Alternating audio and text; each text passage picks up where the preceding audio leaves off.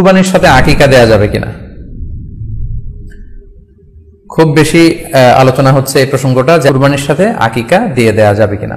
এক্ষেত্রে আমরা উত্তরে বলবো যে কুরবানি এবং আকিকা আপনাদের খেয়াল রাখতে হবে যে দুটি ভিন্ন দুটি ইবাদত।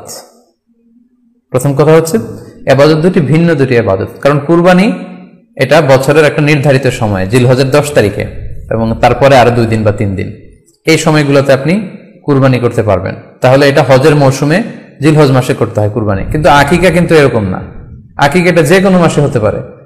আকিকাটা হচ্ছে নবজাতক সন্তানের ভূমিষ্ঠ হওয়ার পরে শুকরিয়া স্বরূপ আল্লাহর কাছে যে কুরবানিটা করতে হয় সেটাকে আমরা বলি আকিকা। হাদিসে এসেছে আকিকা। তো সেটা হচ্ছে সন্তান কখন ভূমিষ্ঠ হলো সেটার উপর নির্ভর করে।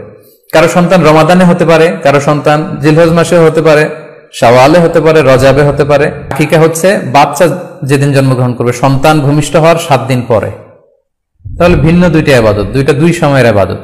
নাম্বার 2, আকিকার ক্ষেত্রে আল্লাহ রাসূল সাল্লাল্লাহু আলাইহি ওয়াসাল্লাম বলেছে আনিল গুলামি শাতান ওয়া আনিল জারিয়াতি শাত, অর্থাৎ ছেলে হলে 2টি ছাগল দিয়ে আকিকা করো, এবং যদি মেয়ে হয় তাহলে 1টি ছাগল দিয়ে আকিকা করো। তো সেক্ষেত্রে কুরবানিতে কিন্তু এরকম বিধান নেই। কুরবানিতে কিন্তু 1টি ছাগল দিয়ে আপনি কুরবানি করলে কুরবানি হয়ে যাচ্ছে, সেখানে 2টি ছাগল দেওয়া লাগবে এমন কোনো কথা নেই।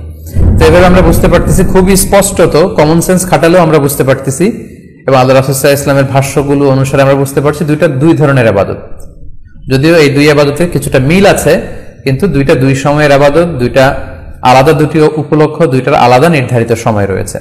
যেমন আকিকার ক্ষেত্রে সুন্নাহ হচ্ছে বাচ্চা যেদিন জন্মগ্রহণ করবে তার 7ম দিন শেষে 7 দিন পরে আপনি আকিকা করবেন। আল্লাহ রাসূল সাল্লাল্লাহু আলাইহি ওয়াসাল্লাম বলেছেন কুল্লু গুলামিন মুরতাহানুন বিআকিকাতিহি তুযবাহু আনহু ইয়াওমা সাবিহি, প্রত্যেক সন্তানের আকিকা দিতে হয় তার 7ম দিনে, ওয়া ইউহলাকু ওয়া ইউসাম্মা, এবং 7ম দিনে মাথার চুল ফেলে দিতে হয়, তার সুন্দর একটি নাম রাখতে হয়।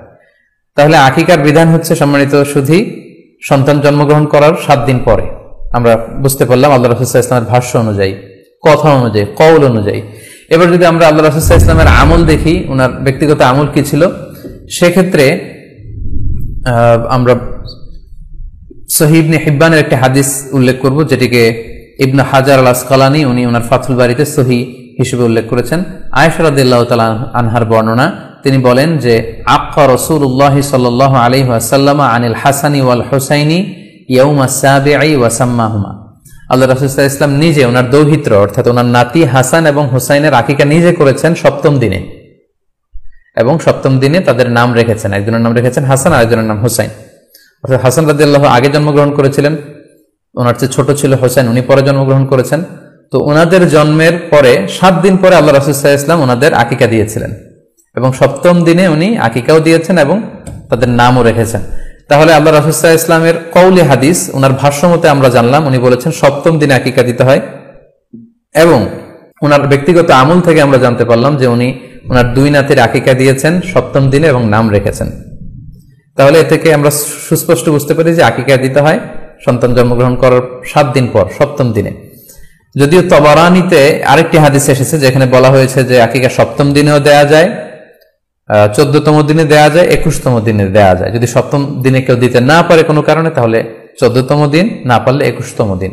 তাহলে সুস্পষ্টভাবে উল্লেখ আছে যে আকিকার সময়সীমা 7ম দিনের কথা আমাদেরকে বলা হয়েছে। তো সেক্ষেত্রে আপনার সন্তান জন্মগ্রহণ করলে আপনি শুকরিয়া স্বরূপ কুরবানি করবেন, আত্মীয় স্বজনকে খাওয়াবেন, আকিকার গোশত নিজেরাও খাবেন। তো এটা যদি আপনি কুরবানির জন্য রেখে দেন, তাহলে তো সন্তান দুনিয়াতে আসার এই আনন্দটা থাকে না। একজন যখন সন্তান পায়, সে কেমন যেন আকাশের চাঁদ হাতে পায়। তো তখন তার 7 দিনের মধ্যে যে আনন্দটা থাকে, ওই দিন তার নাম রাখা হবে, আত্মীয় স্বজনরা আসবে, বাচ্চাকে দেখবে, দোয়া করবে, তখন আকিকা করে গোশত নিজে খাবেন, আত্মীয়দের খাওয়াবেন, পাড়া প্রতিবেশীদেরকে দিবেন। এটা হচ্ছে সন্তান ভূমিষ্ঠ হওয়ার উপলক্ষকে কেন্দ্র করে এই আকিকা। সো এটাকে কুরবানির সাথে মিক্স আপ করার কোনো প্রয়োজন নেই, এবং এক্ষেত্রে সুস্পষ্ট গাইডলাইন হচ্ছে যে 7ম দিনে আকিকাটা দিতে হয়। সো আমরা যেন 7ম দিনে আকিকাটা দেই। তবে হ্যাঁ, এখন প্রশ্ন হচ্ছে 7ম দিনে কেউ দিতে পারেননি, 14তম দিনেও দিতে পারেননি, 21তম দিনেও দিতে পারেননি, হাতে টাকা ছিল না, সামহাও কোনো কারণে মিস করেছেন, তখন আপনি যখন সুযোগ হয় তখন করে দেন। ওই প্রেক্ষাপটে আপনি যদি কুরবানির সময়ও আকিকা দিয়ে দিতে চান, এটা আদায় হয়ে যাবে ইনশাআল্লাহ। আশা করা যায় আদায় হয়ে যাবে, এবং এটা জায়েজ আছে। তবে এটা সুন্নাহ নয়। সুন্নাহ হচ্ছে 7ম দিনে আকিকা দেওয়া।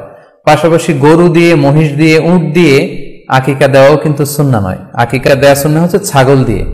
সুন্নাহসম্মত হচ্ছে আকিকা 7ম দিনে দেয়া এবং ছাগল দিয়ে দেয়া। ছেলের ক্ষেত্রে 2টি ছাগল, মেয়ের ক্ষেত্রে 1টি ছাগল। আশা করি কুরবানির সাথে আকিকার প্রসঙ্গটি আপনাদের কাছে ক্লিয়ার হয়েছে।